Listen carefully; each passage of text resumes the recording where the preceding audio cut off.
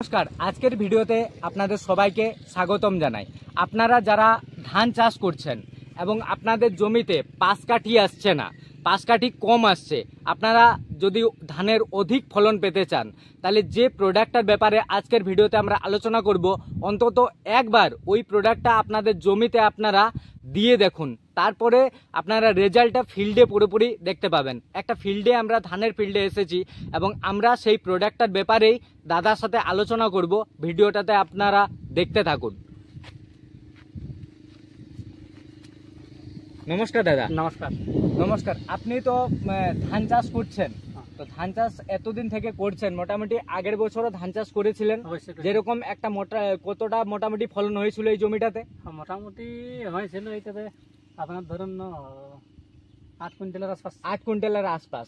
আচ্ছা, এই বছর আমি আপনাকে একটা ভিটামিন দানাদার সারের ব্যাপারে বলছি।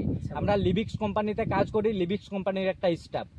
আপনাকে বলছি যে জৈব সুধা আমাদের যে ভিটামিন দানাটা আছে, সেইটা এই বছর আপনি এই জমিটাতে দিয়ে দেখুন। আচ্ছা, জৈব সুধা দানাটা এবং আমাদের সয়েল আছে জিঙ্ক, বোরন এন্ড কপার, ভিটাএস। আপনি যে রাসায়নিক সার ব্যবহার করেন সেটার সাথে জৈব সুধা এবং জিঙ্ক, বোরন এন্ড কপার যে আমাদের আছে সয়েল, সেইটাকে মিশ্রণ করে এই জমিটাতে এই বছর দিয়ে দেখুন।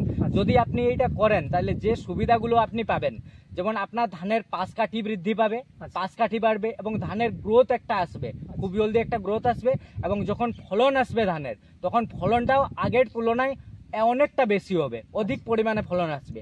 এবং এটা আমরা ফিল্ডে দেখেছি এবং ওই ফিল্ডের এক্সপেরিয়েন্স হিসাবেই আমি আপনাকে এটা বলছি।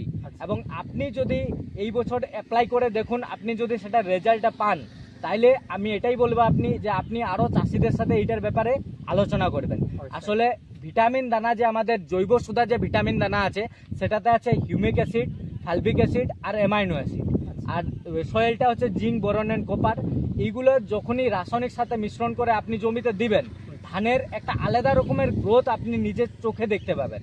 এবং ধানের গ্রোথের সাথে সাথে যখন ধানের ফলন আসবে, সেটা ফলনটাও আপনি একটা অন্যরকম দেখতে পারবেন। আগের বছরের তুলনায় আপনার অনেকটা বেশি ফলন হবে। এবং এটা আপনি যদি করেন, এটা আপনি যদি দিয়ে দেখেন, তাইলেই আপনি নিজে এটা ফিল করবেন এবং নিজে দেখতেও পাবেন ফিল্ডে।